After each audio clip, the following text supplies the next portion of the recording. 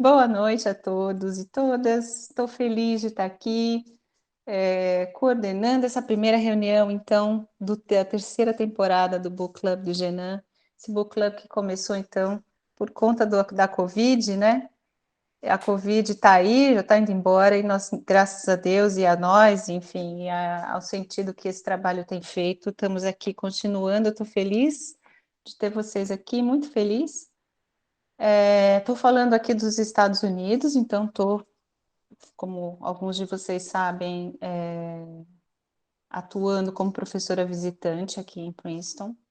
Mais uma pesquisadora visitante, já que eu não tenho aulas atribuídas, mas vim para pesquisar e para escrever, né?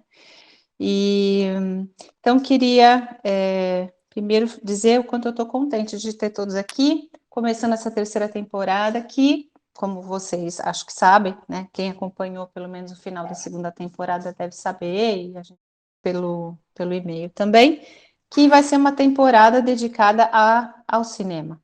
Né? Então, como a primeira temporada foi dedicada a textos literários, predominantemente, a segunda a obras de arte, a obras a terceira temporada, então,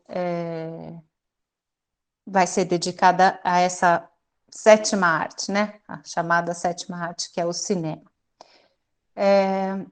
Como eu estou longe, vocês sabem, eu vou procurar ficar um pouco mais nos bastidores ao longo desse ano. Então, eu estou aqui com vocês hoje abrindo essa terceira temporada, mas eu queria dizer e queria que vocês soubessem que eu vou ficar mais olhando do que falando esse ano. A gente tem aí a companhia, né? O auxílio de duas pessoas especiais e maravilhosas que vão estar cuidando do Book Club, não completamente, mas mais diretamente esse ano, que são a Andréa Funchal e a Davina Marques. Você já conhece, porque ela está com a gente desde o primeiro Book Club, né? E falando em Andréia, Estou sempre aqui. chegou a minha risada preferida, que é a outra Andréia, que é a Andréa Del Fuego.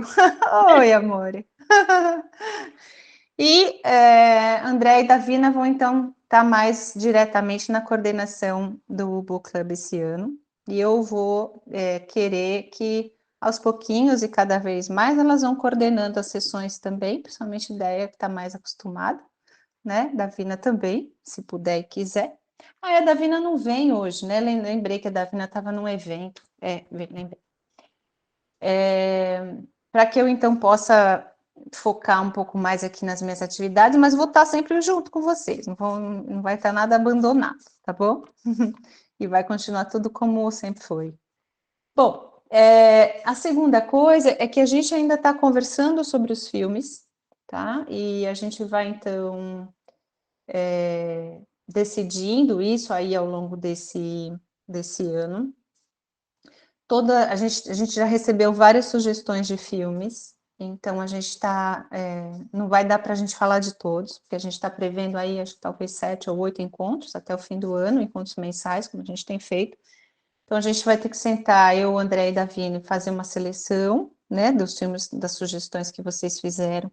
Mas eu queria dizer que eu já tenho 3 oferecimentos, são 3 ou são 2? Eu já não sei mais, não estou lembrando do terceiro, mas Acho que são dois, por são enquanto. dois. É que eu já estou colocando outra pessoa no meio, que eu nem falei com a pessoa ainda, imagina. Na verdade, são três, mas uma para o segundo semestre. É verdade. Então, pera lá, Déia, você vai me falar qual é o terceiro, porque agora eu não estou lembrando. Ó, então, vamos lá. No mês que vem, a gente vai tentar fazer sempre na segunda semana do mês. No mês que vem, a Ângela vai falar, né? Ela já veio com a ideia do filme e já se colocou à disposição de estar aqui com a gente falando do filme. Como é mesmo o nome do filme, Ângela?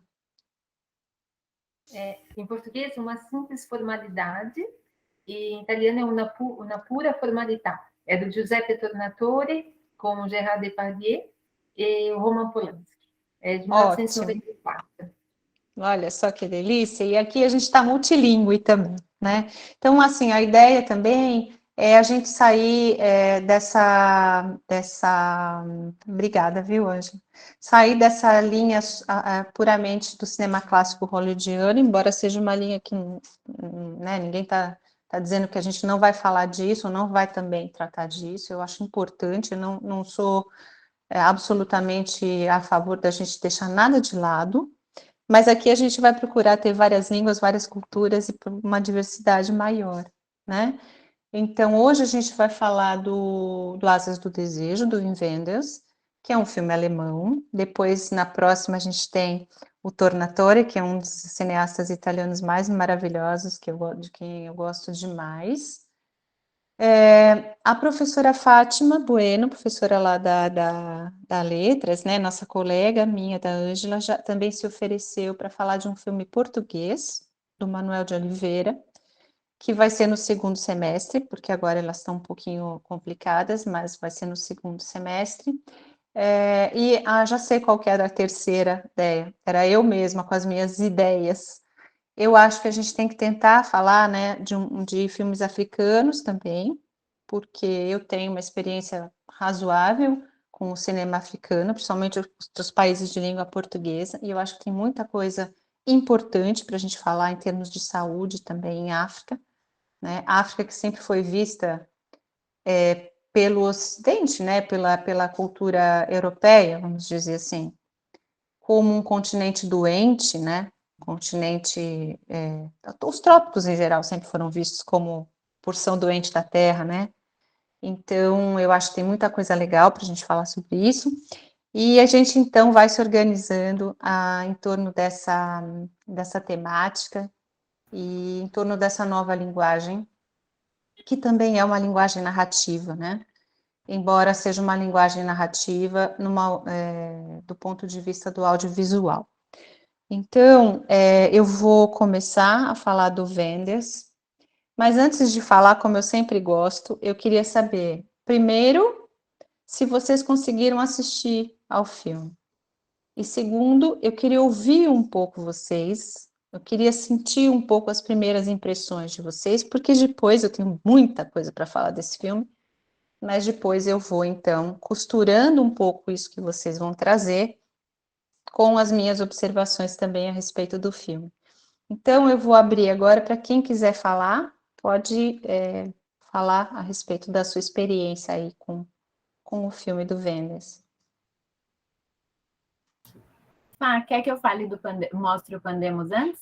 Tá Deixa bom. Antes da gente entrar mesmo no filme, eu tinha falado para a André no comecinho e esqueci. Eu queria também, acho que a palavra é louvar, né? É honrar o trabalho que o Book Club tem feito e um dos resultados, dos exemplos mais concretos, né, do quanto esse trabalho tem rendido frutos é o Pandemos, o livro, né, Pandemos, Diário da Peste, que é o livro que nós fizemos a partir da experiência do ano de 2020, da primeira temporada do Book Club, que acabou de ser publicado, né? A Déia está aí colocando no chat o link para o Pandemos na Amazon. Nós temos, então, muitos aqui do Book Club, né? Ângela, Hélio, Andréia, Zé Belém, Vera, eu, né? Como autores do Pandemos, né? Como autores dessas histórias da pandemia.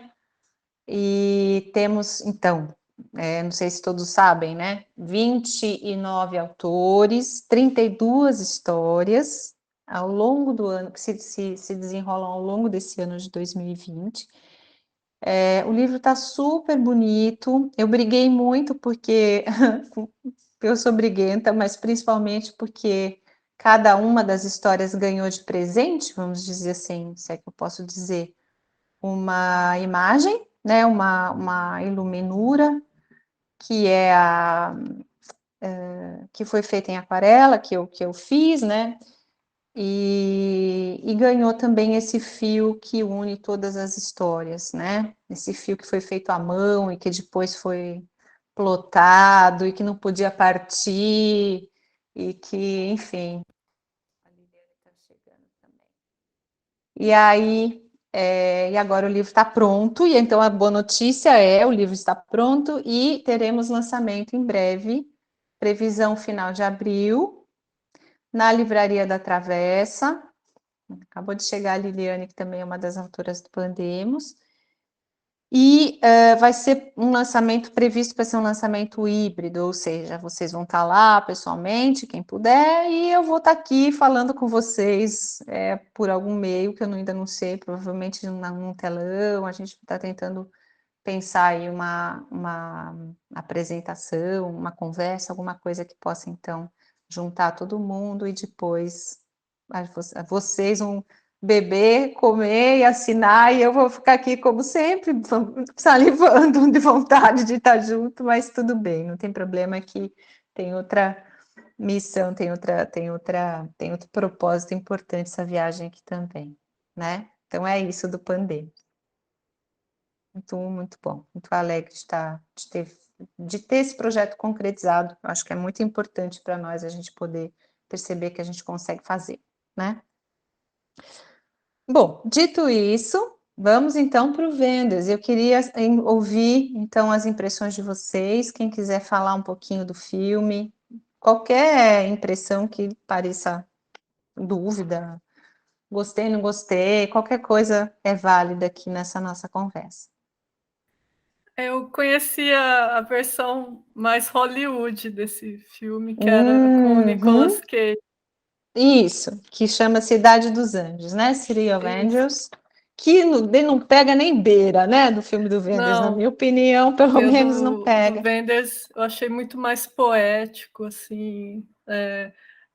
Você precisa prestar mais atenção, contemplar para adentrar, né, o filme. O outro é mais pasteurizado. Assim, eu gostei bastante.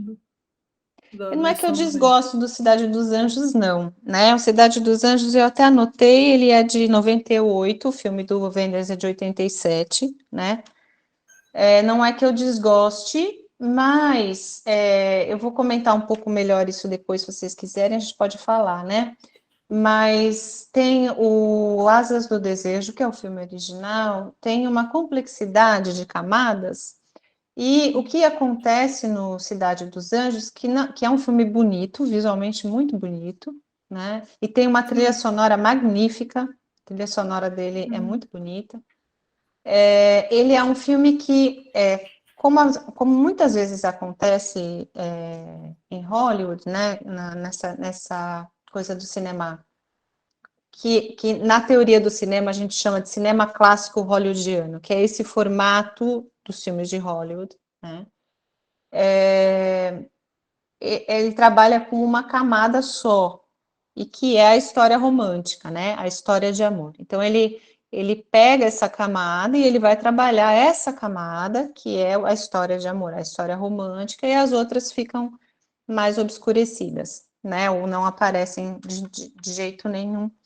Então, não é que seja um mau filme, mas ele é um filme mais simples, né? Do que o filme do Wenders, que aí vai se descortinando em várias camadas. Sim, a linguagem eu achei mais elaborada, assim, mais poética do Wenders também. Wenders é maravilhoso, gente. Depois eu vou dar umas dicas de Wenders para vocês aqui também no final.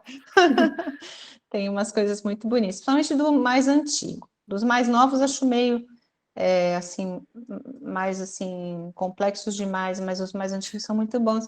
Fala, minha querida. Andréa Del Fuego.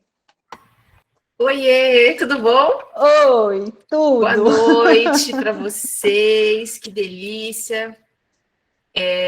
Eu assisti esse filme há muitos anos, eu achei que eu não tivesse assistido. O André falou, claro, que André é meu marido há 30 anos, né, me conhece desde girino. Mais do que você, né? Mesmo? Mais do que eu. Ele assim, mas é óbvio que você assistiu e naquele momento você dormiu. Puxa, eu tenho uma história interessante sobre isso, viu, Andréia? Eu tinha uns 17, 18 anos, eu dormi, né? Tudo bem. Posso falar uma coisa? Eu também dormi. Ah, mas eu tenho que contar isso para vocês. E isso tem a ver com uma das camadas que eu quero falar. Eu também dormi. Olha só, É, olha olha só, só. olha só, olha só que interessante. Nossa, eu quero ouvir isso. E assisti, deixei para assistir, porque também só conseguia ver agora no final da tarde, né? Embevecida, assim, com a Eliane, com a poética do filme e tal. E eu só queria dividir, assim, algumas frases, que são pouquinhas, assim, que eu anotei durante que eu assisti com um caderninho do lado, assim, que foram as coisas que me pegaram. No começo dos Anjos, né, ele diz, né, da possibilidade de ver a luz do sol nos olhos dos homens, que seria um desejo do anjo já despontando, né? Ver a luz do sol nos olhos dos homens. E aí uma pergunta que eu achei incrível, que ela começa, ela aparece no início do filme e aparece no final com a trapezista, que é: por que eu sou eu e não você? Nossa, isso aí, enfim, me parece a trilha central, né? Tem muitas trilhas centrais. Sim. Aí, depois, o anjo ainda que diz, enfim, já o desejo despontando, né, de testemunhar um certo vazio de só testemunhar o que é espiritual nos homens. Essa testemunha só daquilo que é espiritual. Depois, uma outra frase que eu peguei aqui: só podemos ser selvagens se formos sérios. E eu achei interessante pensar esses dois lugares, não se eles são antagônicos ou se uma coisa é condição para outra, ser sério para ser selvagem, selvagem para ser sério. Eu acho que sério aqui é no sentido de uma organização, né? Um caos e ordem ali um pouco juntos. E essa frase da trapezista: e se o tempo for a doença? Uau, né? Depois o velhinho da biblioteca que lhe diz: por que a inspiração da paz não dura o suficiente para escrever sua história? É demais, né? Ai, ai, dói. É. Ele não é um filme fácil, né? Ele não é um filme fácil. Mas é isso, E, né? e depois, assim, depois as coisas se repetem aqui, enfim, que lá para o finalzinho.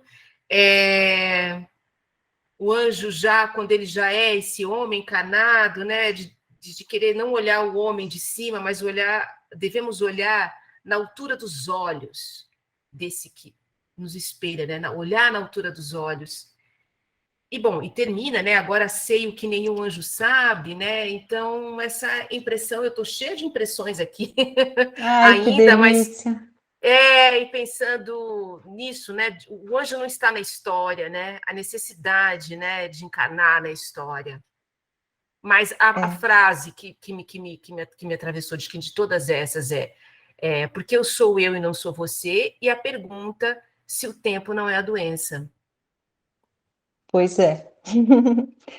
Porque só quem tempo é o humano, né? Só quem tem tempo é o humano, né? O anjo não tem tempo, o anjo é eternidade, né? É o sem tempo. É como Deus. Deus não tem tempo. Mas essa necessidade radical da experiência, que eu acho que é isso que ele busca, né? Ele quer a experiência do humano. E nesse sentido, o tempo pode ser a doença, mas a doença pode ser o humano, né? Porque só o humano fica doente, certo? Então, eu acho que tudo isso está muito entrelaçado mesmo nesse filme. Eu vou contar para vocês, assim, para abrir, por que eu pensei nele, né? Porque foi uma sugestão minha, e do jeito que as coisas acontecem na minha cabeça, cada vez mais, porque eu estou numa chave muito pouco da lógica, estou numa chave muito intuitiva, né? Porque estou numa chave muito criativa. Então as coisas acontecem, a gente não sabe muito bem por que vem, né? Mas esse filme não tinha sido aventado para o Book Club, porque ele não fala diretamente de médicos e doenças e etc, etc. Mas eu vou dizer o que acontece. Estou vivendo uma experiência que eu vou chamar, tirando dessa palavra tudo que ela tem de piegas, né? Vivendo uma experiência angelical. né? Porque eu tenho a sorte de ter um vizinho de 81 anos que é um desses anjos. Para mim, ele vai aparecer no próximo filme do Wenders e ele é um desses como Peter Falk, né? Ele vai aparecer e falar assim, ó, eu já fui um de vocês, entendeu? E justamente por estar vivendo essa experiência, que é uma experiência radical do cuidar, é que eu pensei, gente, esse filme tem tudo a ver, porque a gente está querendo falar, eu acho que para abrir, né, esse pensar a partir do cinema, pensar a questão da saúde, a gente tem que abrir pensando a questão do cuidar e pensando a questão do humano. O que é humano? Né? O que é o cuidar? Porque ali a gente tem, então, vários deles, mas ali nesse filme do Wenders, 2 especificamente, que são o Damiel e o Cassiel, que são os anjos, que são os personagens dessa história, mais diretamente, que cuidam, né? Eles estão ali, eles são os cuidadores daquela humanidade, né? Então, cuidam de quem está doente, cuidam de crianças que vão nascer, ouvem os lamentos, né? Acompanham, são companhia, né? Acompanham. Tem aquele momento em que o rapaz se suicida, né? Então é assim, são aqueles que acompanham e cuidam, né? Para a vida e para a morte, né? Para a vida e para a morte. E que compartilham, né? Essa espiritualidade, para usar uma palavra do Damiel, né? E ainda assim, eles não têm o fundamental, na opinião deles mesmo, principalmente do Damiel, que é o personagem do Bruno Ganz, que é a possibilidade radical de sentir, de estar na pele, né? De saber o que é sangrar, saber o que é sentir sabor, saber o que é sentir dor, né? Eles não têm essa experiência radical, que é a radicalidade do cuidado, que é você poder, é a radicalidade do que a gente chamaria de empatia, né? É você conseguir se colocar no lugar do outro. E eles querem isso. Então é muito interessante, já, Lili, já te deixo falar. É muito interessante porque a gente tem essa posição de ser espírito, né? Ser anjo, ser divino, ser espiritualizado, como algo que a gente poderia almejar, como algo melhor do que o humano. E de repente a gente está diante deles, né? São considerados melhores do que os humanos, e eles querem o quê? Virar gente. Não é demais? Porque só virando gente, só experimentando o humano, é que se dá essa experiência radical da partilha, né? Sem isso, como é que você consegue realmente entender o que se passa do outro lado? Em todos os sentidos, né? Então é muito, assim, eu acho esse filme, apesar de um filme doído, ele é um filme de uma delicadeza, né? De uma ternura, de uma amorosidade em relação aos homens, né? Muito grande. É muito bonito, muito delicado. Diga, Lili. Oi, querida. Então, oi, gente, todos. Então, eu fiquei muito contente de ver esse chamado para esse filme. Eu acho que tem tudo a ver também. É um filme que eu já vi muitas vezes, porque eu vi no cinema e depois, logo depois, começaram a existir as fitas de videocassete. E eu lembrei que eu não achei o caderno, mas assim, eu passei um inverno copiando o texto traduzido, né, das legendas do filme do videocassete, né? E tem o caderno existe em algum lugar dessa casa, que eu não sei qual é, mas enfim, porque é de uma beleza o texto, né? E eu acho que ele não é um filme melódico, ele é um filme sinfônico, né? Ele tem aqueles volumes todos, ele tem toda aquela as cordas, a percussão, é muito arte, muito arte, né? Assim, uma arte realmente muito E o que me chamou muito a atenção na época, e ainda hoje continua me chamando a atenção, e é essa confluência, né? Essa âncora, né, do espiritual no corpo. E eu acho que o que eles ficam pretendendo ali é ter corpo, é ter Sim. sensação, né? Porque É. a gente, enquanto humanos, fica nos pensamentos. É lindo aquele começo que eles vão só captando os pensamentos, né? E Sim. eles são os anjos da guarda mesmo, né? Eles vão lá, eles põem a mão, eles ou deixam ou tiram, mas eles estão ali numa presença muito consistente na ausência do corpo. E a gente tem um corpo muito consistente, né? Muito denso, muito cheio de sensações, e a gente escapa para o pensamento e até muitas vezes negligencia o saber desse corpo, né? Uhum. E eu Uhum. acho muito lindo isso, e acho que, como você falou, tem experiências de cuidado em vários, de novo, levando para a música, né? Em vários timbres, né? Uhum. E do estar com, né? Como eles se acompanham enquanto anjos. Eles estão lá no Alexanderplatz, lá em cima, né? E eles estão juntos, lado a lado, eles não estão. E é linda essa crise existencial, né, do anjo, que ele fala: ó, aqui não está bom Completamente. para mim. Que é tão Maravilhoso. humano, né, também, que é Uhum. tão humano. Você fala, que não dá bom para mim, não, eu não quero assim, eu quero assado, eu quero criar mais.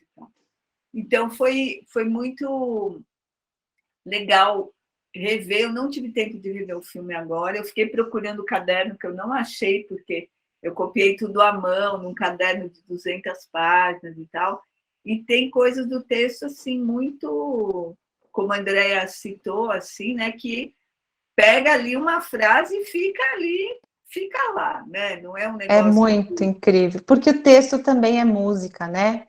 Existe uma isso, musicalidade da palavra ali. isso, Não e é como simplesmente qualquer texto, isso, e eu qualquer palavra. imagino que no alemão ainda mais, né? Sim, O eu alemão, não.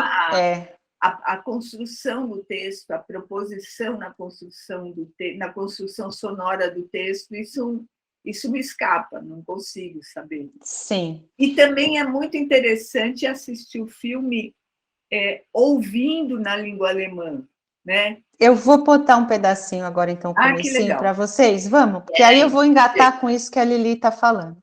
Alguém mais quer falar sobre as impressões antes que eu coloque aqui? Silvia? Eu só fiquei com uma dúvida, queria saber o que o pessoal acha. Aqueles momentos em que fica colorido. Ah, então, eu vou falar sobre isso também. Tá bom. Vou. André, hoje de manhã não tinha visto colorido. Agora você viu, Deia? Vi, terminei de Ok. ver, e minha impressão mudou completamente do filme. Muito bom. Então, eu vou colocar o comecinho, porque eu vou engatar algumas coisas. Então, eu vou começar com isso que a Lili está falando, tá? E alguém mais quer falar alguma coisa antes? Então, tá. Então, vou compartilhar minha tela aqui, rapidinho, para vocês ouvirem um pouco, porque tem uma musicalidade nessas palavras também, né? Alles war ihm beseelt und alle Seelen waren eins, als das Kind Kind war. Bom, então nesse comecinho a gente tem aquele trecho do poema, né? E aí eu queria engatar, vocês veem essa musicalidade que ela tá mesmo na leitura do poema. E eu não sei se vocês prestaram atenção, se vocês chegaram a ver nos créditos. É um poema do Peter Handke, que é um poeta austríaco, que foi ganhador do Nobel em 2019 e que foi um dos roteiristas desse filme, junto com o Wenders, né? Então, a linguagem poética do filme, ela também foi trabalhada intencionalmente, poeticamente, em conjunto, porque o Wenders diz que o Wenders, voltando do estágio americano dele, em que ele fez Paris, Texas e outros filmes, queria fazer um filme que tivesse a ver com a cidade, né, com Berlim, e que veio essa ideia de, ele falou assim, o que será que os anjos pensariam, né, como capturar o pensamento de um anjo? E ele fala isso para o Handke, uns dias depois ele recebe 20 páginas do roteiro que o Handke começou a escrever com ele. Essa história está na entrevista que eu mandei para vocês hoje pelo mail, tá? Então vocês conseguem ler a íntegra dessa história lá numa entrevista que ele deu para a Filmmaker, que é uma revista. E esse poema que abre o filme se chama Canção da Infância, em alemão, né? Que é um poema do Handke, que vou ler para vocês, porque é belíssimo e eu acho que dá um pouco o tom aí do filme.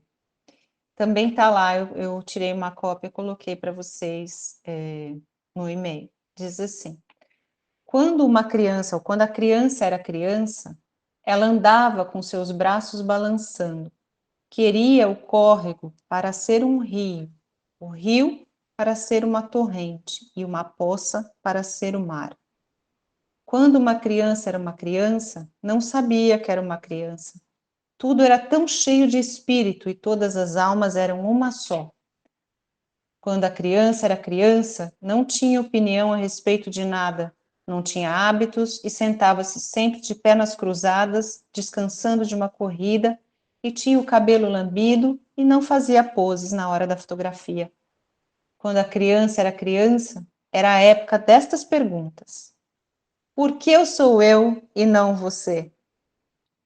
Por que estou aqui e por que não lá? Quando foi que o tempo começou e onde é que o espaço termina? A vida debaixo do sol não é só um sonho? Aquilo que eu vejo e escuto e cheiro não é só uma ilusão de um mundo antes do mundo? Considerando-se o mal e as pessoas, a maldade realmente existe? Como pode aquilo que sou, quem eu sou, não ter existido antes que eu viesse a ser? E que algum dia eu, quem eu sou, não serei mais quem eu sou. Quando a criança era criança, uma vez acordou numa cama estranha e agora faz isso de novo e de novo. Muitas pessoas então pareciam lindas e agora só algumas parecem, com alguma sorte. Visualizava uma clara imagem do paraíso e agora no máximo consegue só imaginá-lo. Não podia conceber o vazio absoluto que hoje estremece no seu pensamento. Quando a criança era criança, brincava com entusiasmo e agora tem tanta excitação como tinha, porém só quando pensa em trabalho. Quando uma criança era criança, era suficiente comer uma maçã, uma laranja, pão, e agora é a mesma coisa. Quando a criança era criança, amoras enchiam sua mão como somente as amoras conseguem, e também fazem agora.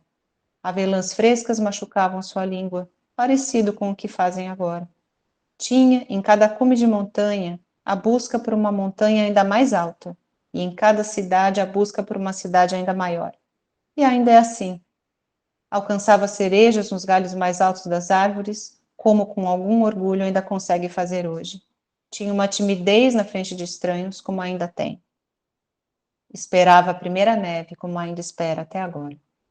Quando a criança era criança, arremessou um bastão como se fosse uma lança contra uma árvore, e ela ainda está lá, chacoalhando, até hoje. Então, esse é o poema. E tá aí, Andréia, a tal frase, né? Porque eu sou eu e não você, né? E se vocês percebem, como é que o Wenders vai moldando, né? Plasticamente, do ponto de vista da linguagem cinematográfica, essa visão do anjo que ele quer capturar. De cara, por essa musicalidade da qual a Liliane estava falando, e pela perspectiva do olhar. A primeira imagem que vem é o olho, né? e um olhar que é um olhar em plongée, né? Como a gente diz em teoria do filme, ou seja, aquele olhar que vem de cima para baixo, um plongée radical, como quem está voando, né? Então a gente tem ali a perspectiva do olhar do anjo, como em muitos momentos, e isso vai se alternando. É esse olhar que o filme vai tentar capturar, né? E é esse olhar que vai mudando. Daí a cor. O olhar do anjo, ele é um olhar abrangente, porque ele consegue captar muito, ele tem uma visão de amplitude, né? Que ele consegue ver muita coisa do alto, porém ele é um olhar que não consegue captar a cor. Então, eu acho isso genial no filme, né? Só tem cor quando o olhar é o olhar humano. Só tem cor quando ele vira humano. Porque ele, como anjo, não tem sentidos humanos. Como o que a gente está vendo no filme, ele não tem cheiro, ele não consegue cheirar, ele não consegue sentir o tato, ele não consegue sentir sabor e ele não consegue ver cor. Que coisa, já pensaram que triste a gente ter que viver sem ver cor? Né? Então, é muito interessante isso. Fala, Ângela. Desculpa, acho que a Andrea... A Andrea está na frente? Fala, Deia. Eu achei curioso que a hora que a trapezista está com as asas, né? E aí ela vira anjo. E eu achei, assim, essa cena um suspense total. Eu tinha certeza que ela ia cair e morrer. E essa iminência, assim, da morte, até isso é desejado, eu acho, né? Eu deixei esse filme com essa vontade de viver, assim, essa gratidão de ter sentido e de ser humano, sabe? Até esse voo falso, né? Que é amedrontador e que se depara ali com a iminência da morte. Mas até isso faz a gente vibrar, né? Até isso é excitante. Eu achei muito bonito a forma como ele constrói essas imagens. Justamente porque está fora da eternidade. Né? Você tem, como dizia o Heidegger, né? A gente nasce sabendo que vai morrer. E isso é o presente porque nos faz lembrar de que a gente tem que ser, né? De buscar um ser, né? De buscar ser. Né? E aí está o presente do tempo, né? Do tempo, porque nosso tempo é limitado, né? Nosso tempo é limitado. A gente tem um limite de tempo. Daí, não a morte ser desejável, mas ela tem o aspecto positivo de nos lembrar que a gente tem que fazer alguma coisa com o tempo que nos é dado. Acho que é isso, né? Que a gente tem que... né? É isso, um pouco, eu acho. Fala, Ângela. Já, Verinha. Então, eu não consegui assistir o filme completamente, assisti o comecinho, mas depois não ia dar tempo, tá? Passei rápido, né? Assim, aí eu cheguei na cena quando muda, né? Do preto e branco para o colorido, que ele está lá deitado e cai aquela armadura. E me chamou a atenção agora, eu quis falar porque você estava dizendo dos sentidos, né? Então, ele não via colorido e não sentia.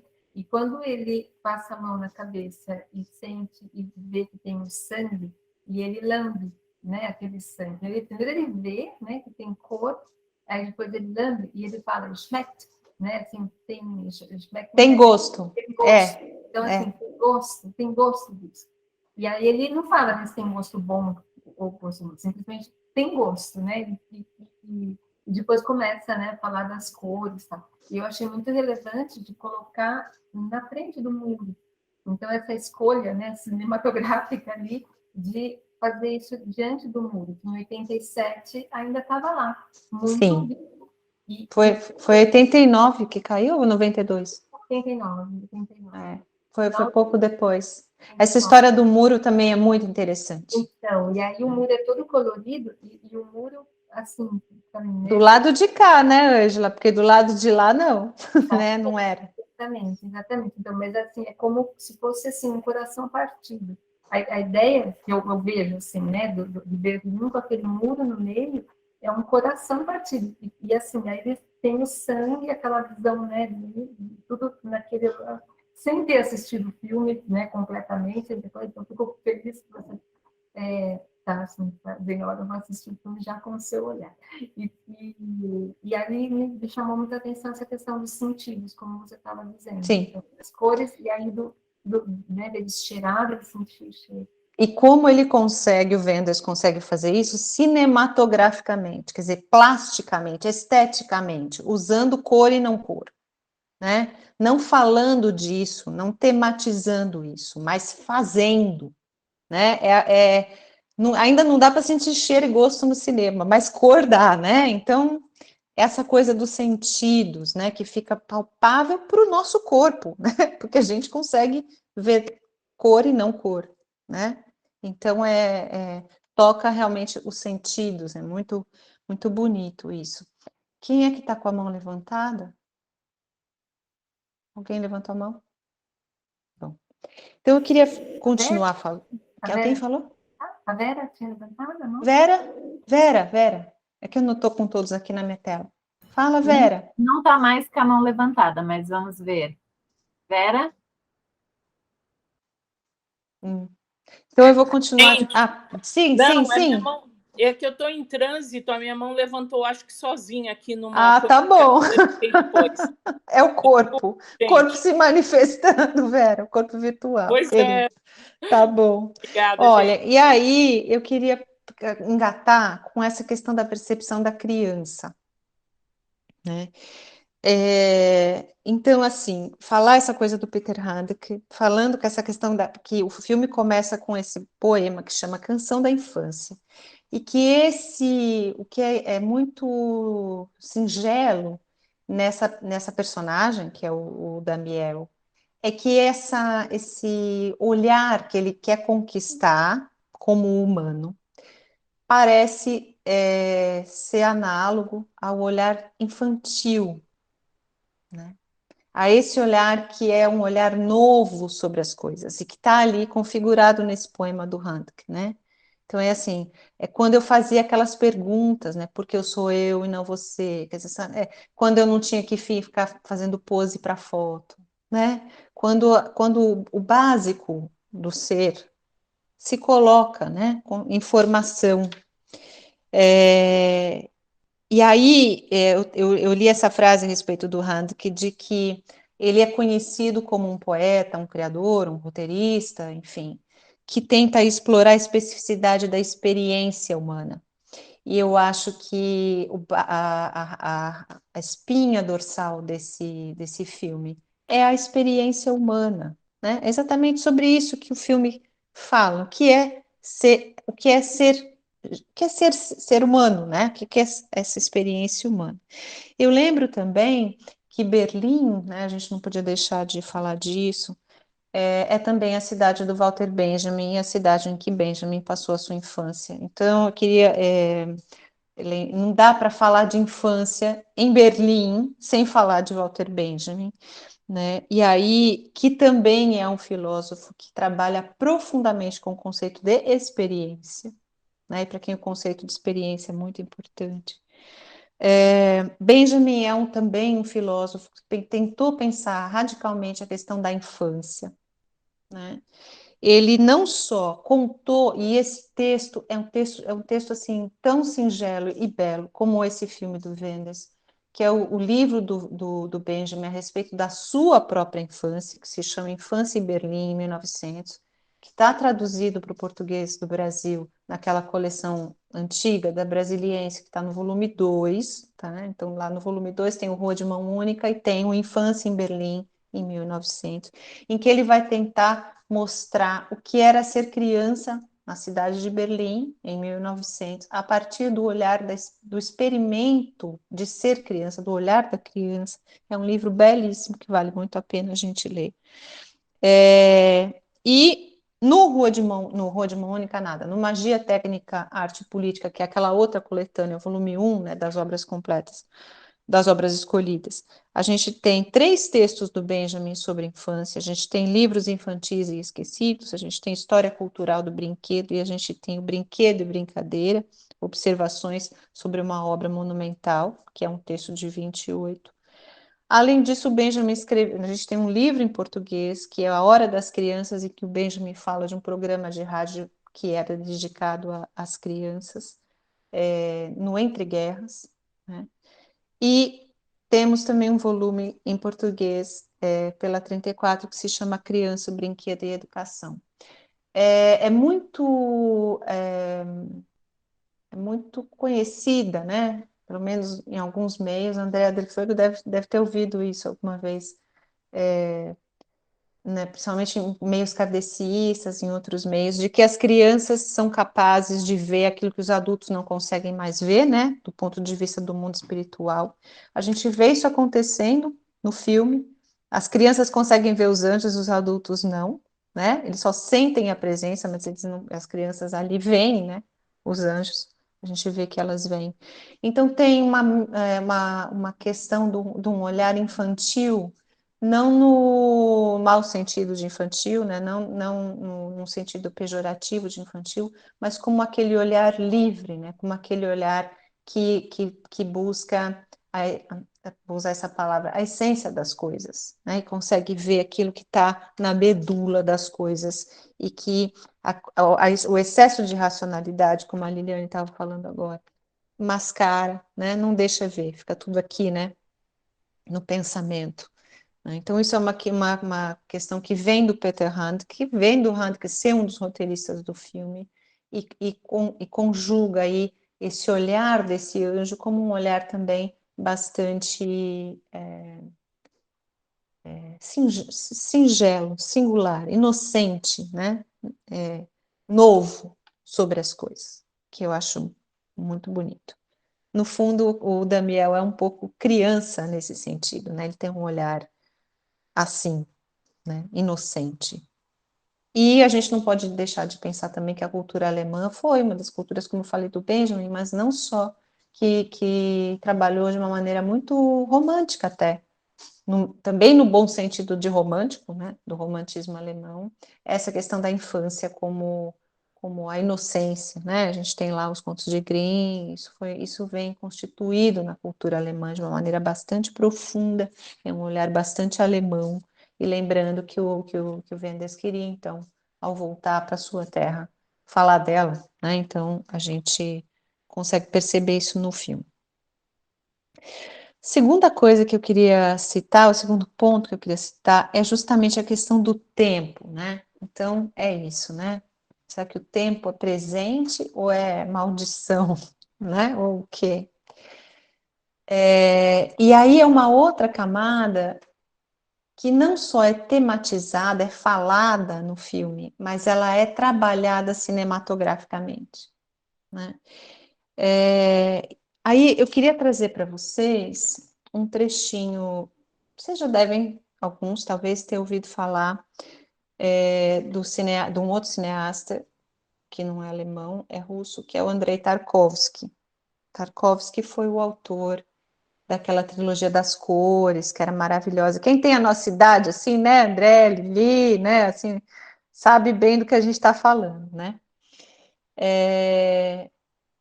Que eram filmes também, filmes artísticos, né? Não filmes comerciais. E que o Tarkovsky também, de certa forma,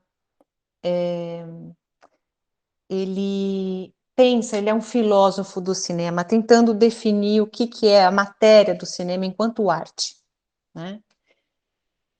O Tarkovsky tem um livro que se chama Esculpir o Tempo, né? E ele tem uma teoria, ele tem uma ideia, ele tem uma teoria mesmo, poderia dizer, a respeito do que é o cinema, de qual é a ontologia do cinema, do que o cinema é feito, né? Cada arte tem a sua, né? Então, de que matéria é feito o cinema?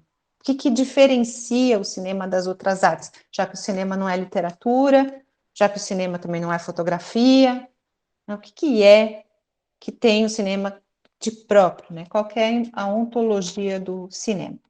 E aí tem esse capítulo nesse livro, que eu também mandei para vocês, que ele diz assim, chama-se O Tempo Impresso, que é uma das coisas mais lindas sobre o filme que eu já li e uso sempre. Vou ler também para vocês. Ele diz assim: o tempo constitui uma condição da existência do nosso eu. Assemelha-se a uma espécie de meio de cultura que é destruído quando dele não mais precisa, quando se rompem os elos entre a personalidade individual e as condições da existência. O momento da morte representa também a morte do tempo individual. A vida de um ser humano torna-se inacessível aos sentimentos daqueles que continuam vivos e morre para aqueles que o cercam. O tempo é necessário para que o homem, criatura mortal, seja capaz de se realizar como personalidade. Não estou, porém, pensando no tempo linear, aquele que determina a possibilidade de se fazer alguma coisa e praticar um ato qualquer. O ato é uma decorrência, e o que estou levando em consideração é a causa, que corporifica o homem em sentido moral. A história também ainda não é o tempo, nem o é tampouco a evolução. Ambos são consequências. O tempo é um estado, a chama em que vive a salamandra da alma humana. O tempo e a memória incorporam-se numa só entidade. São como os dois lados de uma medalha. E é por demais óbvio que sem o tempo a memória também não pode existir. A memória, porém, é algo tão complexo que nenhuma relação de todos os seus atributos seria capaz de definir a totalidade das impressões através das quais ela nos afeta. A memória é um conceito espiritual. Se, por exemplo, alguém nos fizer um relato das suas impressões de infância, poderemos afirmar com certeza que temos em nossas mãos material suficiente para formar um retrato completo dessa mesma pessoa. Privado da memória, o homem torna-se prisioneiro de uma existência ilusória. Ao ficar à margem do tempo, ele é incapaz de compreender os elos que o ligam ao mundo exterior. Em outras palavras, vê-se condenado à loucura. E aí, depois que ele fala o que é esse tempo humano, né, ele vai falar do tempo no filme, né, no cinema. Ele vai dizer assim, deixa eu ver se eu acho, está um pouquinho mais para baixo.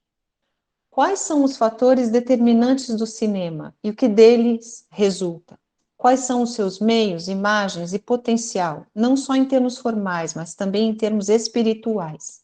E qual é o material com que trabalha o diretor? Não consigo nunca esquecer aquela obra de gênio criada no século passado, agora já é no século retrasado, né? O filme que foi o começo de tudo, L'Arrivée d'un train en gare de la Ciotat. Esse filme, feito por Auguste Lumière, foi simplesmente o resultado da invenção da câmera, da película e do projetor. O espetáculo, que só dura meio minuto, mostra um trecho da plataforma ferroviária banhada pela luz do sol, damas e cavalheiros caminhando por ali, e o trem que surge do fundo do quadro e avança em direção à câmera. À medida que o trem se aproximava, instaurava-se o pânico na sala de projeção e as pessoas saíam correndo. Foi nesse momento que nasceu o cinema, e não se tratava apenas de uma questão de técnica ou de uma nova maneira de reproduzir o mundo. Surgira, na verdade, um novo princípio estético. Pela primeira vez na história das artes, na história da cultura, e isso é muito importante, o homem descobriu um modo de registrar uma impressão do tempo. Surgia simultaneamente a possibilidade de reproduzir na tela esse tempo e de fazê-lo quantas vezes se desejasse, de repeti-lo e retornar a ele. Conquistara-se uma matriz do tempo real. Tendo sido registrado, o tempo agora podia ser conservado em caixas metálicas por muito tempo, teoricamente para sempre. E aí ele diz assim: acredito que o que leva normalmente as pessoas ao cinema é o tempo perdido, consumido ou ainda não encontrado. O espectador está em busca de uma experiência viva, pois o cinema, como nenhuma outra arte, amplia, enriquece e concentra a experiência de uma pessoa. E não apenas a enriquece, mas a torna mais longa, significativamente mais longa. E esse é o poder do cinema. Estrelas, roteiros de diversão, nada tem a ver com ele. Qual é a essência do trabalho de um diretor?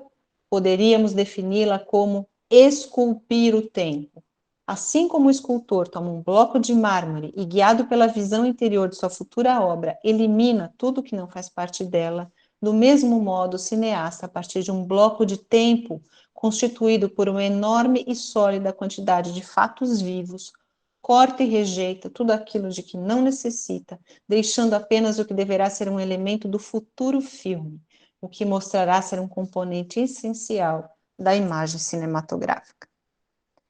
Então, o que é impressionante é isso, quer dizer assim, é como se a gente colocasse o tempo numa caixa quando a gente tem um filme. E quem constitui essa temporalidade? Ela não é uma temporalidade realista, como vocês, claro que já tiveram essa experiência, né? A experiência do tempo do filme, ela é baseada no tempo da realidade, mas ela é plástica. Então, o cineasta estica, e o cineasta encurta, e ele corta, e ele torna rápido, e ele torna mais lento, ele torna mais devagar. Ele não só retrata o tempo exterior, ele plasma o tempo interior do filme, que é a própria narrativa, e é por isso que o cinema é uma arte narrativa, porque ela é uma arte de configuração plástica, estética do tempo. E por que isso é importante nesse filme do Wenders? Como é que ele está, né? Como é que isso é importante? Não apenas a questão do tempo tematizado, como a Andrea estava falando agora há pouco, né? Essa coisa de termos um tempo delimitado no mundo, né? Então, essa coisa do ser para a morte, de estarmos ali, né? Da mortalidade versus a eternidade, que é o que está em jogo ali, né? É ser mortal ou ser eterno, né?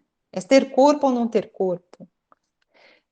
Mais do que isso, o filme plasma um tempo.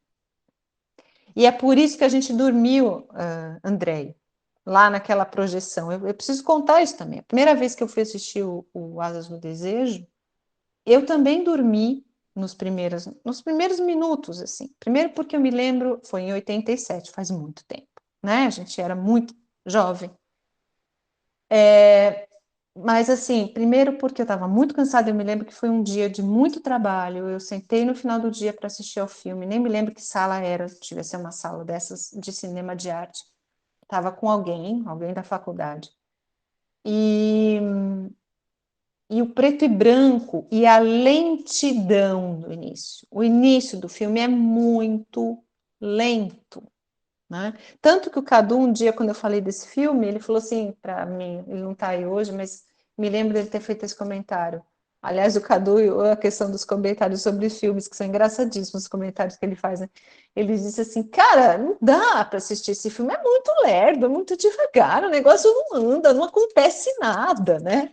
Mas percebam que é um tipo de configuração do tempo, já te deixo falar, Ângela, e que depois, quando o anjo toma corpo, né, quando ele faz a passagem, vamos dizer assim, fica mais dinâmico também, né? Então, é como se a eternidade fosse muito chata. Ela não é só sem cor, sem sabor, sem cheiro, ela é muito chata, porque ela não passa nunca, né? É aquela coisa que faz a gente dormir, é muito chato, né? Como diria Drummond, né? O Drummond falava o contrário, que era muito chato ser moderno, que agora ele queria ser eterno. O Damiel faz o oposto, mas é muito chato ser eterno, eu quero ser humano, né? Eu quero ser humano, né? Eu quero ter a possibilidade dessa roda da vida, né? Mas o que é bonito no filme do Wenders é que isso não é só dito, mostrado, isso é plasmado no próprio ritmo temporal do filme, né? Quem que levantou a mão primeiro? Foi a Ângela levantou primeiro, vai lá. Só para comentar assim, a respeito de filmes preto e branco, e como a gente não está mais habituado a isso, eu assisti, teve uma época que eu peguei um monte na época de fita cassete, né, de locadora, de assistir esses filmes clássicos italianos. Eu fui assistir La Nave Va. La Nave Va é em preto e branco, e parado. A gente estava com umas amigas que tinham um italiano, que nunca tinha assistido também. E ninguém conseguiu assistir. A gente assistiu assim, uns 15 minutos e depois a gente assim, desistiu. A turminha que estava assistindo o filme desistimos porque não tinha, era muito parado. Então, lá na Aveva, né? Que E a seria nave continuava voando, né? Ou indo. né? Assim, era uma nave parada, né? Assim, estava Não parada, ia. parado. Aí depois, sozinha, eu fui lá e coloquei, falei, não, tem que assistir, porque eu quero saber esse filme. E o filme era um suspense, era um filme, assim, de ação, só que justamente como você dizia, nessa, né, coisa do tempo parado, porque o navio, né, um navio, quando está no meio do mar, é um, né, limitado, é aquilo ali, e parado, sempre é aquela mesma coisa. Então, esse início é assim, para aquele que tem resistência ali, vai até o final. Aí a gente vê que é um filme clássico, lindo mesmo, bacana. Mas esse iniciozinho, filme preto e branco, eu acho que somos nós que não estamos mais habituados também, né? Então, E aí entra naquela coisa incrível do Wenders dizer que ele queria captar o olhar do anjo. Que é isso, quer dizer, não é só, né? Não sinto nada, e além de tudo, nada passa. Eu tô aqui, ó, eu fico aqui e não acontece nada, né? Quer dizer, acontece tudo, mas é a eternidade, né? É o ser eterno, é uma coisa que não tem emoção, não tem mudança, né? É aquilo, né? Ai, deve ser muito chato ser eterno, eu acho. Não sei. Fala, Lili. Então, é justamente nesse sentido, né? Porque parece que Damião também reivindica um direito à distração, porque eles estão em serviço ali, né, zelando eternamente, ia dizer o tempo todo, mas nem é o tempo todo, né? Porque não tem tempo, né? E como a gente também é constituído, né, pelo modo como a gente se distrai. E esse é um cinema que distrai, mas ele não é um cinema distraído. Uhum. Sim, é muito interessante você falar isso, porque tem a ver com a presença do Peter Falk também, que é uma outra questão que eu queria falar também, que é muito saborosa, né?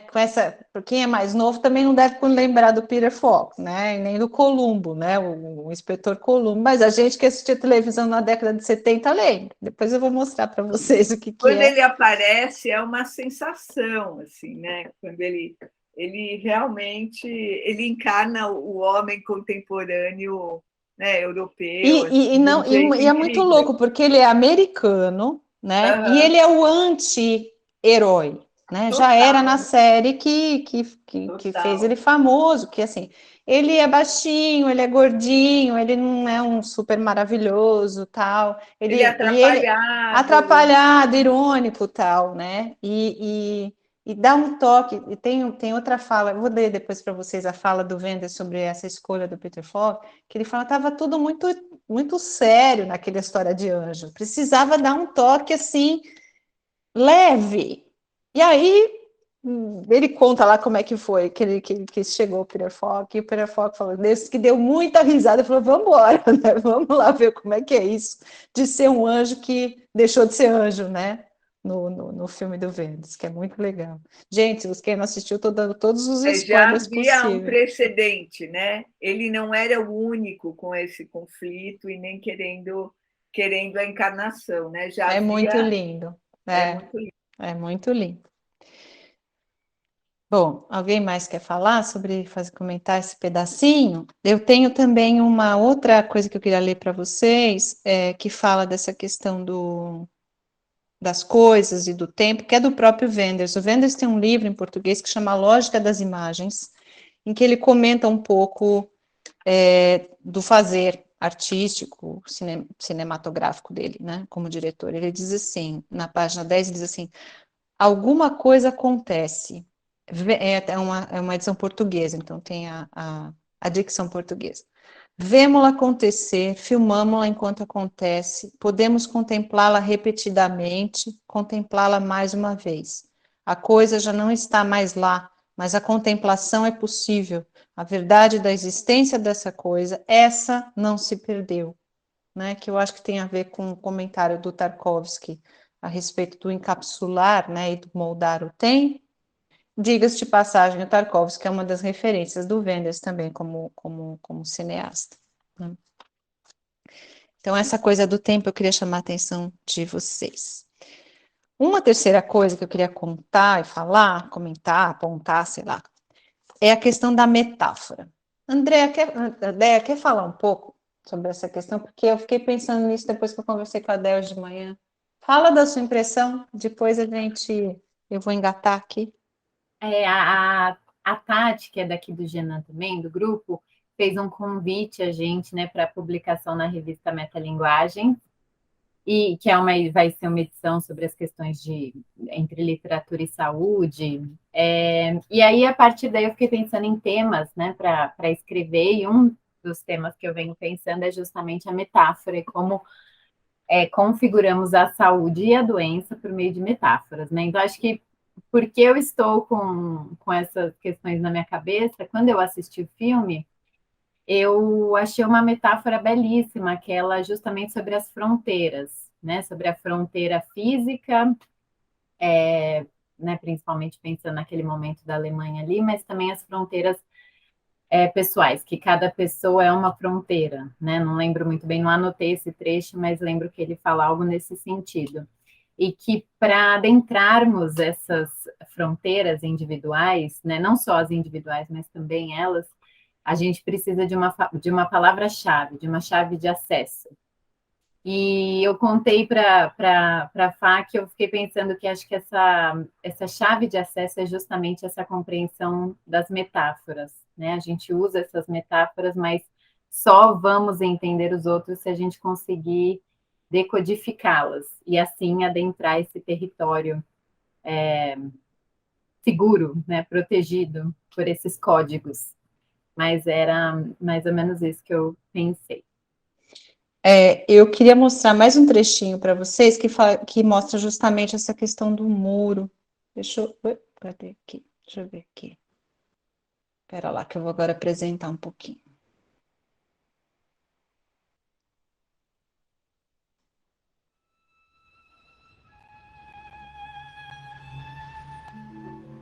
Ich kann den Potsdamer Platz nicht finden. Bom, e aí eu fiquei pensando nessa metáfora do muro e da fronteira, e do que podia ser metafórico nesse filme. E tem muita coisa, né? Tem muita coisa. Mas tem esse símbolo, essa encarnação imagética da divisão, né? Algo que separa, como a Ângela falou, e tem um determinado momento, eu queria tentar achar agora, mas não consegui, que é em que os anjos atravessam o muro, né? Porque como eles não têm corpo, né? Eles conseguem passar de um lado para outro dessa divisão, de um lado para outro, e de como essa questão dessa fronteira mesmo, né? Entre humano e não humano, entre eternidade e temporalidade, entre carne e espírito, e entre assim, como a própria cidade, né? Como a cidade de Berlim funciona como contraponto metafórico, né? Essas ruínas da guerra, né? Esse espaço de conflito, né? De memórias doloridas e de como isso é forte. E aí eu queria destacar um outro trechinho do Tarkovsky, também desse mesmo livro, que é o Esculpir o Tempo, que fala dessa questão um pouquinho, logo do começo, da introdução, ele vai falar da questão das imagens, porque ele reclama no começo do livro, reclama não, ele diz, né, que as pessoas falavam assim, nossa, seus filmes eu não entendo nada, né, eu não entendo nada dos seus filmes, e não consigo, muito difícil isso que você faz, né, e tal, como o cinema, né. E aí ele fala que não basta fazer qualquer cinema, né? Não basta colocar qualquer coisa na tela, que para ele o cinema tem que ser para ele, Tarkovsky, constituído poeticamente, né?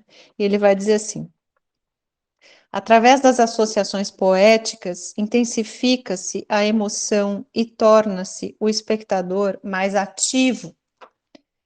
Ele passa a participar do processo de descoberta da vida, sem apoiar-se em conclusões já prontas, fornecidas pelo enredo ou nas inevitáveis indicações oferecidas pelo autor. ele só tem à sua disposição aquilo que lhe permite penetrar no significado mais profundo dos complexos fenômenos representados diante dele. Complexidades do pensamento e visões poéticas do mundo não têm de ser introduzidas à força na estrutura do que é manifestamente óbvio. Então, eu acho que é disso que a gente estava falando no começo, quando a gente fala da diferença, né, entre o Asas do Desejo e uma outra obra como Cidade dos Anjos, né? Exatamente disso, essa profundidade daquilo que é deixado para que o espectador experimente a profundidade, a complexidade da vivência, né? Que está nas imagens, nas metáforas, está nas imagens poéticas, né?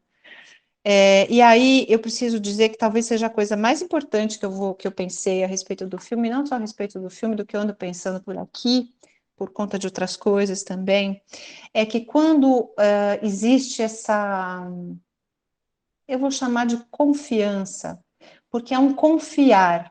Quando você oferece ao teu leitor ou espectador uma imagem poética, você não oferece a resposta, né? Você oferece uma chave. Tá aí a chave, André. Você oferece uma chave que vai abrir alguma porta, mas você, criador, não sabe qual. Porque essa porta, essa chave só vai juntar com a fechadura do outro, e o outro você não sabe o que tem atrás da porta dele. Então é um confiar, eu confio a imagem, mas o que vai vir dela para você, eu não sei. E é isso que ele está dizendo aqui, que isso é mais profundo do que simplesmente dar as respostas mais óbvias. Mais difícil, mas é mais profundo. E aí eu fiquei pensando o quanto isso é a experiência radical da intersubjetividade artística, né? Que é isso, que assim, eu, autor, sei que eu não sou você, eu me coloco em relação com você, através do que eu faço. E mais do que isso, eu te dou algo que vai fazer algo com você e que eu não tenho controle nenhum. É uma experiência radical do outro, de deixar o outro ser quem ele for. Não estou controlando o que vai acontecer com o outro, né? Eu tenho um controle muito mínimo. Eu ofereço a possibilidade da chave, né? Mas eu não sei o que ela vai abrir. Então, isso, assim, que essa intersubjetividade pela arte é mais profunda do que até do que aquela que a gente estava conversando na reunião teórica do Genan, que aconteceu 2 semanas atrás, que é essa coisa do diálogo entre o eu e o outro, entre o eu e o tu, né? Existe uma quebra mesmo.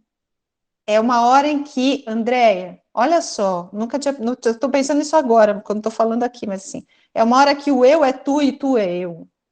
Eu não sei por que eu não sou, eu não sou você e você não sou eu, mas nós somos alguma coisa nessa relação cuja chave é a forma estética artística, né?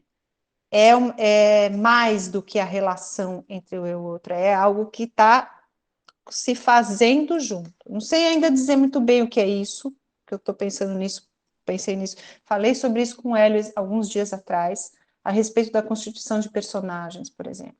Que eu acho que quando você, como autor, constitui um personagem, você está indo além dessa ideia do conceito filosófico de intersubjetividade, que é a relação entre eu e outro.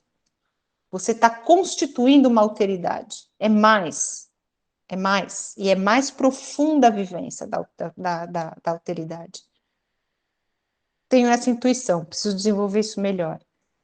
Diga, Ângela. Desculpa te interromper, mas posso te dar uma colaboração nesse pensamento? Opa! Que se a gente... eu abaixei a mão. Se a gente pensar no cinema, assim como, né, isso, né, como essa possibilidade que você disse, né? Então, assim, né, quem cria tem ali, mas não sabe aquilo que vai ser. Mas se a gente pensar no teatro, no momento do teatro, a reação da plateia é o que faz os atores ali agir de uma certa forma. E aí que entra essa conexão que o true vira você que fica assim num momento único. E às vezes você pode assistir, né, a mesma peça ou até uma sala de aula. Eu já tive essa experiência em sala de aula, eu como aluna e a mesma professora, o mesmo, né, a mesma disciplina, o mesmo conteúdo, só que acontece de uma outra forma. Sim. Né? Então, É engraçado você falar de teatro, porque o que eu anotei aqui foi isso, ó. Vou até ler o que eu anotei, porque eu anotei pensando, mas assim, ó, que a intersubjetividade pela arte é mais profunda do que a simples relação eu-tu. Existe uma quebra da quarta parede, né? A participação num intercâmbio potente e profundo de experiências intersubjetivas. E o que dá essa chave é a imagem, né? É algo daquilo que se fala, né? Que pode ser uma aula, pode ser um filme, pode ser um texto, pode ser uma peça de teatro. Tem algo que intermedia, que eu vou chamar de linguagem, né? Que potencializa essa conexão que vai além do que a gente costuma imaginar que seja a intersubjetividade. Isso para a gente é muito importante no Genan, porque muito se discute a respeito dessa possibilidade da intersubjetividade nas relações de saúde. Discutindo mesmo a questão dessa diferença de hierarquia, né, entre profissional de saúde e paciente. Então, a medicina narrativa, por exemplo, advoga a questão da intersubjetividade, né? Tem que ter uma relação equilibrada ali entre dois sujeitos. Mas o que a gente está falando é mais do que isso. É mais, e é potencializado pela forma, por essa questão que está no meio, que é a linguagem. Não é só eu estar não é só um diálogo, não é só eu estar na frente de você, conversando com você e vice-versa, deixando você falar. É muito mais que isso, muito mais que isso. Que eu ainda não sei direito, mas eu vou pensar mais sobre esse assunto. É uma pulguinha que ficou aqui atrás da minha orelha. Fala, André. Fala, Dainha.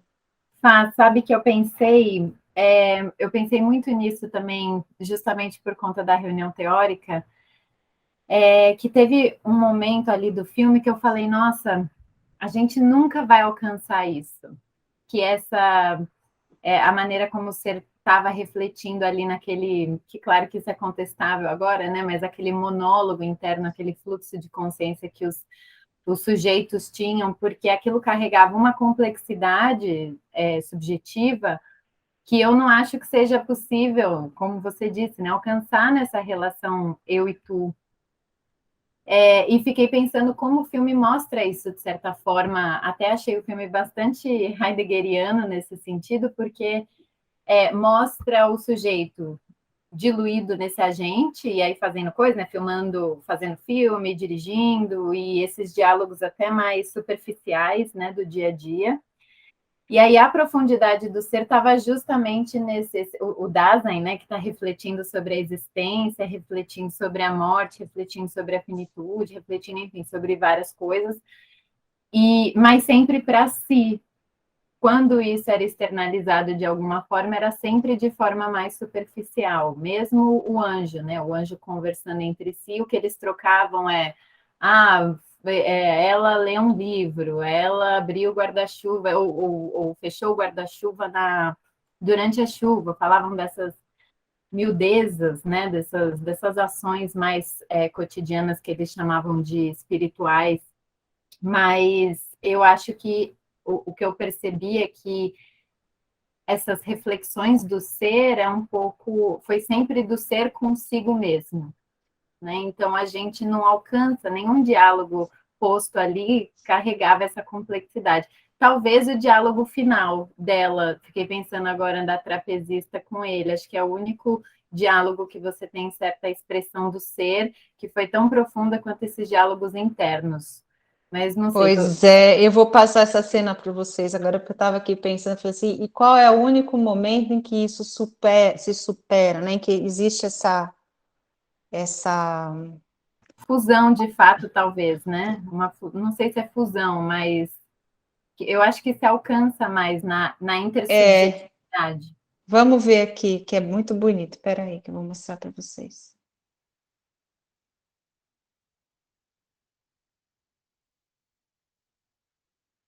Que eu acho lindo esse final.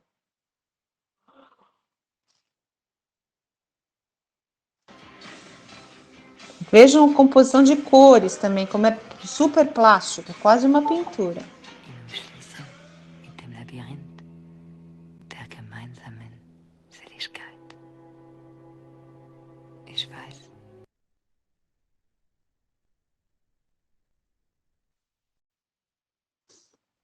É demais, não dá vontade de parar de ver, né? E é isso, né? É essa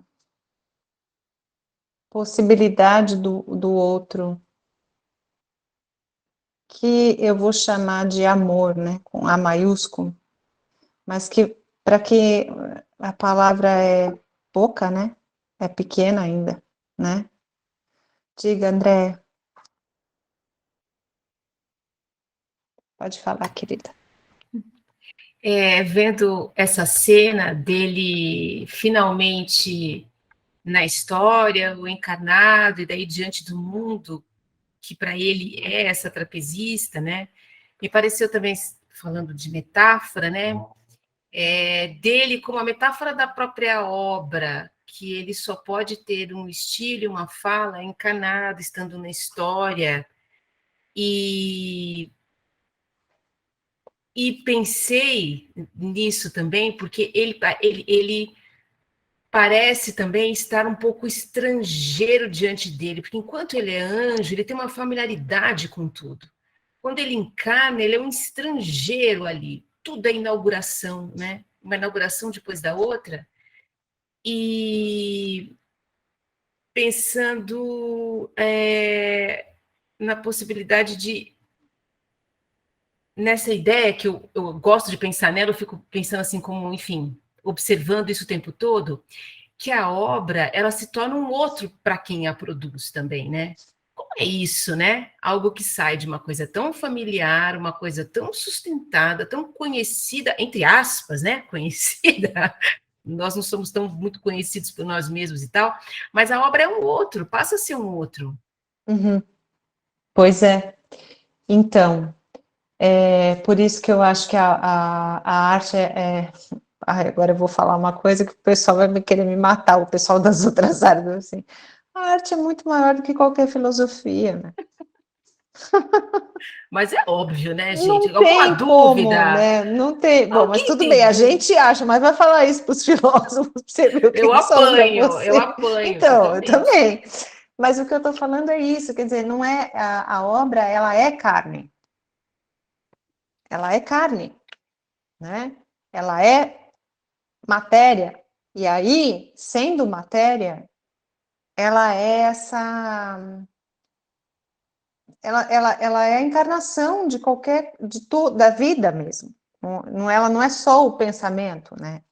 Sabe? É Ou fácil para ser falar, ainda né? mais, né? Ou ser encarnado, né? Aí eu não consigo lembrar do Merleau-Ponty, enfim, meu muso, mas porque essa ideia que ele diz que o ser é aquilo que exige de nós produção para que tenhamos dele experiência. Você só Sim. conhece o ser pela obra. E daí que qualquer intersubjetividade, por exemplo, estou falando especificamente da intersubjetividade aqui, quando você pensa, por exemplo, um personagem, né? Quando um escritor se abre, porque a Andrea, como escritora, sabe disso, eu tenho alguma experiência, eu estava ouvindo a Paula falando de personagens, onde a Paula Fabre também na fala dela no Ocupações, e assim, eu já ouvi você, Andrea, falando isso, né? É quase como se fosse tá possuído, né? A personagem, ela vem por nós, mas ela não é o autor. Já ouvi outro dia também falar, Patrícia Reis também, outro dia falando na fala que eu tive com Portugal, dizendo isso assim, é uma experiência muito louca, porque não parece, assim, sai de você, mas não é você. É uma coisa meio independente de você. E a gente dá passagem para isso, né? Quem cria dá passagem para isso. E aí essa experiência radical dessa alteridade, né? Que não tá simplesmente no plano do desejo, da vontade, da intenção, mas ela tá se encarnando em forma, né? Em linguagem. E, então é difícil até de explicar isso, né? Mas eu estava dizendo para o Hélio esses dias que eu falei assim, eu estou querendo escrever sobre isso, porque isso é uma questão muito importante. Eu acho que mostra, né, quanto é radical e transformador fazer arte, né? Ser arte, ter arte, né? Muito mais do que qualquer ação empírica no mundo, né?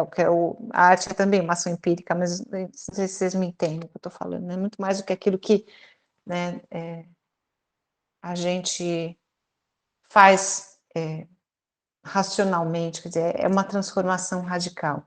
Essa antropóloga que eu estava dizendo, que eu assisti a palestra dela, falou uma coisa, que é a Rita Segato, que eu fiquei com aquilo na cabeça. Sexta-feira tenho a última palestra dela, eu pretendo ir. Segunda não consegui, porque ontem fui para DC ver a exposição das afrocolonialidades, né, das histórias de África. Mas ela diz uma coisa que isso ficou na minha cabeça de um jeito que eu acho que tem tudo a ver com o que a gente pensa e faz no jeito, né? Que é assim, ela diz que ela é antropóloga, né? Ela diz que a mudança da cultura, a mudança social, só se efetiva se houver mudança da linguagem. Se não houver a mudança da linguagem, nada se sustenta enquanto transformação social ou cultural. E aí é a nossa responsabilidade. A gente aqui trabalha, nós somos profissionais da linguagem. Se a gente repetir as fórmulas que a gente está acostumado, e aí a gente está falando também do filme do Wenders, né? Se ele fosse repetir as fórmulas, as fórmulas ritualísticas, né, do filme comercial, por exemplo, né? Você repetir a forma, você repete a vida. Você só muda a vida, mudando a forma da linguagem. Eu não sei direito nem como fazer isso, mas eu acho que só criando, né? Não sei, né? E daí a nossa responsabilidade, a gente tem uma, assim, eu fico cada vez, quanto mais eu falo sobre isso, mais eu me toco, assim, eu fico, e acho que isso eu preciso falar, gritar mesmo, sabe, aos quatro ventos, assim. Todo mundo fala, você só escreve ficção, ficção, né? Não tem nada a ver com a vida, ficar aí fazendo literatura, né? E aí é uma responsabilidade gigantesca, porque está na nossa mão a transformação. Está aqui, é nossa responsabilidade. É muita responsabilidade. Não só de fazer, como de ensinar a fazer. Né? É muita responsabilidade. Está aqui na nossa mão. E Fabi, finalmente estou lendo o seu Pode Subalterno Pensar, que estou assim, nossa, que vontade de conversar muito, mas tanta coisa aqui, aí uma delas que quando você vai falar a diferença do Cândido para o Heidegger, que é maravilhoso, é de uma coragem, né? Essa crítica que você faz a ele e tal, assim é incrível, mas de uma mudança, que não está nesse, estou me confundindo, que não é nesse capítulo, mas era uma diferença que você faz entre uma identidade existencial e uma identidade narrativa. E também quando você comenta também da questão Legêne, que você cita, né, que é a coisa da autobiografia, que os eu são os outros na obra, né?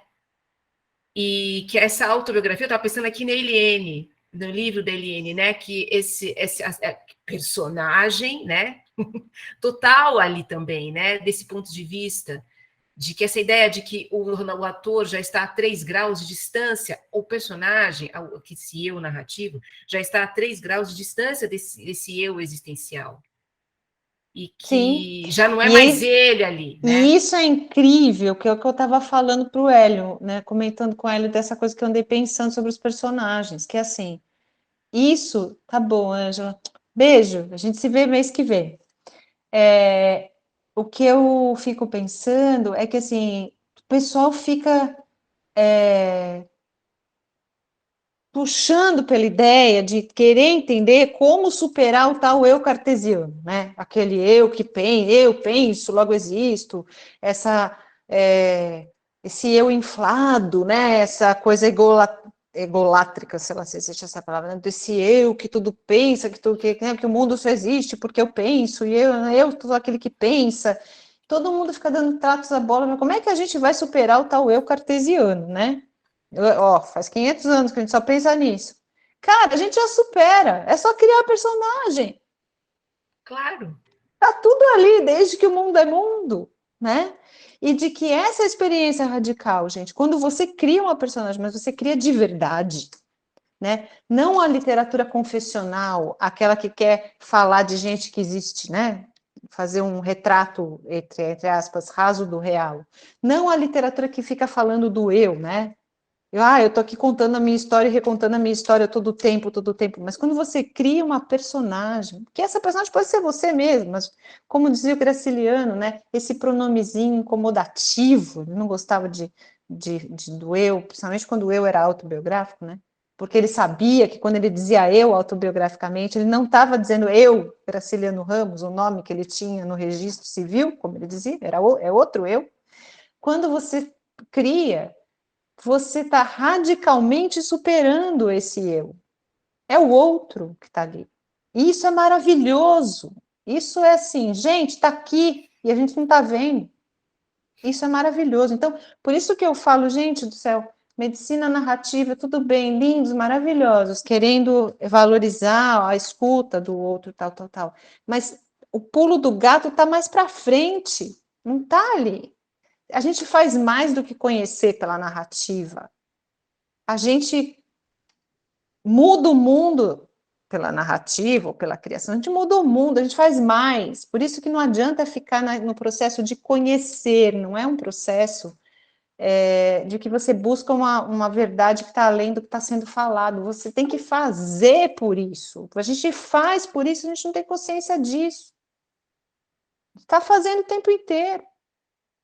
É muita responsabilidade. A responsabilidade não é só com o R maiúsculo, não, é com todas as letras, gritando em neon, assim, ó.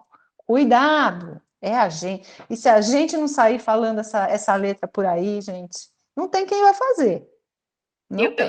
Eu desconfio que esse eu, mesmo essa autobiografia, essa coisa do mesmo ela já está afastada em algum grau, ela já está longe. É o que o Lejeune fala, o Philippe Lejeune fala isso, ele fala, olha, quando eu faço autobiografia, eu, autor, faço um pacto com o leitor. Ele chama isso de pacto autobiográfico. Que pacto é esse? É assim, eu digo que esse eu, o narrador, sou eu, pessoa física. E ele fala, ok, eu acredito. Mas não é um pacto. Eu falo assim, eu finjo que sou esse eu e ele finge que acredita, entendeu? Não dá. Já é um outro nível, já é um ser de criação. Não dá para ser o eu. E o pior de tudo não é nada, o pior é que a gente faz isso o tempo inteiro. Se eu contar para vocês quem eu sou hoje, eu fizer um relato autobiográfico, vai ser outra manhã, e outra manhã, e outra manhã, porque esse eu não é um eu fixo. É um eu narrativo, uma identidade narrativa, eu estou me narrando o tempo todo, eu estou me criando o tempo todo. O que é lindo, maravilhoso e também arriscado. Por que é lindo, maravilhoso? Porque nada está dado. Eu posso ser quem eu criar para mim, né? Isso é maravilhoso. Mas é terrível também. É terrível porque também é a tal da responsabilidade, né? Que você é você quem faz. É você que conta essa história. Ou você será narrado, né, Fabi? Ou narrado e engolido, despedaçado, maltratado e bem mastigado. Porque é o que, né? Se alguém narra a sua história, ou se você é narrado por outro, você acredita na história do outro, lascou, né? Dependendo das intenções do outro, lógico, mas lascou em geral. Mas essa é uma relação médico, não é? O médico te narra, não é isso? Completamente. Essa é a questão, né? Totalmente. E o pior de tudo é que eles não fazem nem ideia de que fazem isso, né? Fazem isso o tempo todo. É isso aí. Fala, Eliane. Ó o Hélio. Que você estava falando que só a linguagem pode transformar a realidade, né? Me veio que as personagens têm como se fosse uma língua própria, né? Embora, quando eu fiz essa autoficção, hoje eu leio e olho, a Eliane que está ali, ela não fala a língua que eu falo hoje, né? Então, é muito exatamente o Não que é a André falou, tem esse maravilhoso? afastamento mesmo, é uma personagem. Com certeza. E Né? é pela via da linguagem que a gente vai criando esses mundos, né? Então, e não é maravilhoso a gente perceber que a gente faz isso? É maravilhoso. Sim. Porque a gente tem essa capacidade. Né? Se você contar diferente, você muda alguma coisa. Ou pelo menos tem a chance de mudar. Contar outra né? história em outro momento. Né? Com certeza, com certeza. Com certeza. Isso aí, é muito, muito importante. Muito bem. Queria só para acabar falar duas coisinhas. Primeiro, que esse filme teve uma continuação, vocês viram que no final ele está To Be Continued, né? Tem uma continuação de 93, que é o Far Away So Close, com os mesmos personagens, com o Damiel e o Cassiel, só que aí é o Cassiel que vai querer virar gente. É aquele mais loiro, né? O outro anjo, que é muito legal, com a Natasha Kinski, que era uma atriz de quem por quem o Wenders tinha uma predileção. E queria indicar um filme dele que eu amo de paixão, que se chama Paris, Texas, que é um filme de 84, que é também de uma delicadeza brutal, se é possível dizer isso, né? Delicadeza brutal. E que é a história de um pai com um filho, de um pai que reconstrói uma relação destruída do filho com a mãe. É uma das coisas mais lindas que eu já vi. Vale muito a pena. Então, tem outros filmes ótimos do Wenders, mas esses dois, para mim, são os melhores. São os que eu mais gosto. E fica aí para vocês como indicação. Bom, eu mandei para vocês todos os textos que eu falei aqui, tá? Acho que tem até mais alguns para vocês depois lerem. Tem o do Tarkovsky, tem a entrevista do Wenders. Só não mandei a lógica das imagens porque eu estou sem o livro aqui. Bom, vocês devem imaginar. Eu, dessa vez, gente, eu vim assim, desprovida, sabe? Eu vim com pouca roupa, só trouxe 4 ou 5 livros. Eu vim assim, falei, não, tem que deixar espaço para receber, não levando o que eu já carrego. Então, eu estou aqui, assim, a minha casa parece a casa do Vinícius de Moraes, sabe? Aquela casa que não tinha teto, não tinha nada, não tem teto, tem algumas coisas, mas não tem direito computador, não tem os meus livros. Então, do Lógica das Imagens eu não mandei, mas tem lá alguns textos para vocês lerem, e é isso. E aí, no mês que vem, a gente vai ter, então, a Ângela com o filme do Tornatore, que é outro maravilhoso do cinema. Né? Se vocês quiserem comentar alguma coisa, falar alguma coisa aqui, alguma última pergunta, um último comentário. Qual que é o próximo filme? André, você anotou? Eu não lembro nunca do nome. É Uma Simples Formalidade, pronto. Do sim. Giuseppe Tornatore. Tá bom? Com a Maravilhoso também desses, né? De orquestra. Pois é. Pois é. Tá bom? Então, vou parar de gravar, que eu tenho que parar aqui no meu outro aparelho. Deixo um beijo para todos e até a próxima. Vou parar de gravar aqui. Ai, meu Deus, cadê? Aqui. Obrigada, Fá, foi lindo.